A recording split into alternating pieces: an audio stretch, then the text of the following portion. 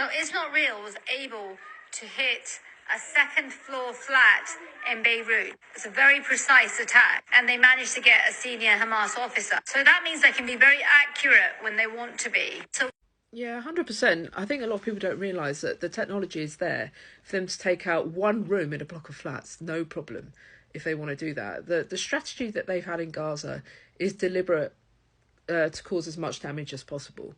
And I'm not a military expert, but I mean, go and follow people like Chip Barnes and Greg Stoker, because they're both ex-military. They understand how military operations are, you know, what's the procedures involved in those.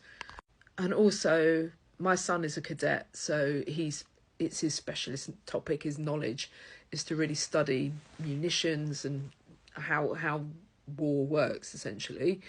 And he said to me, yeah, they've got the technology easily just to specifically take out anyone, like one person, if they want to.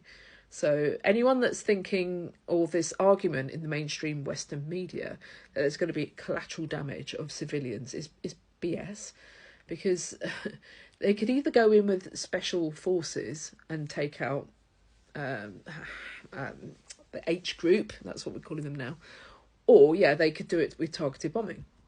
In Warsaw and elsewhere in Eastern Europe. First of all, you start with indiscriminate bombing, killing of civilians, destruction of hospitals and civilian infrastructure. Secondly, you go towards starvation, which is basically a war crime, not allowing enough food to come in. And then finally, you encourage people to move and be forcefully displaced. And I think this is the ultimate plan of the Israelis. And lots of the senior officials now are speaking openly about it, about this forced displacement and pushing out the Palestinians out of Gaza. We have heard that for some time now, but along the way, Egypt and Jordan and all the other countries have basically said that is not going to happen. So when you have those two forces coming up against one another, who wins out here?